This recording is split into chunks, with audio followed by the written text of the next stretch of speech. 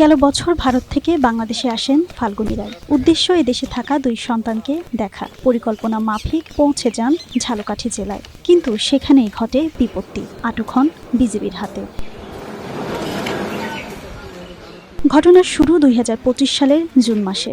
ঝালকাঠিতেই প্রথম স্বামীর বাড়িতে থাকা এক ছেলে ও এক মেয়েকে দেখতে যান তিনি। এ সময় তাকে মারধর করে বাড়ি থেকে বের করে দেওয়া হয়, ছিনিয়ে নেওয়া হয় পাসপোর্ট। দিশেহারা হয়ে আশ্রয় নেন ঝিনাইদহের মহেশপুর উপজেলার এক আত্মীয়ের বাড়িতে। এতেও হয়নি শেষ রক্ষা। স্ট্রবেরি সুপার ডটেড ও ক্লাসিক ভ্যারিয়েন্ট সেন্সেশন জাগুক শিহরণ।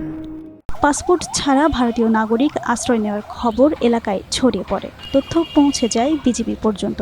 বিজিবি আটক করে অনুপ্রবেশের অভিযোগে মহেশপুর থানায় মামলা করে। 24 সেপ্টেম্বর জেলা আদালত তাকে 1 মাস 20 দিনের বিনাশ্রম কারাদণ্ড দেন। পাশাপাশি কারাভোগ শেষে ভারত থেকে পাঠানোর নির্দেশও দেন।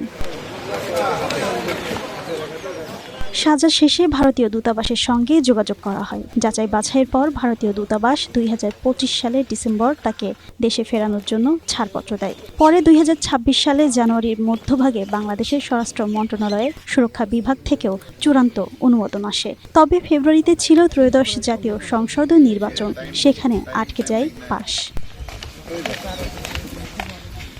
অবশেষে দীর্ঘ 9 মাসের আইনি প্রক্রিয়া অপেক্ষার পর রোববার জয়নগর সীমান্ত দিয়ে ভারতীয় সীমান্তে তাকে হস্তান্তর করা হয়। দীর্ঘ অপেক্ষার পর তিনি ফিরে পাবেন নিজের দেশ, বাড়ি ও অপেক্ষায় থাকা স্বামী প্রসেনজিৎকে।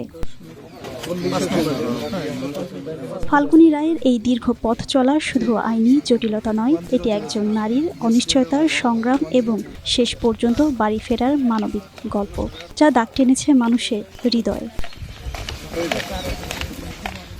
জিন্নাত আরা ঋতু, এশিয়া পোস্ট।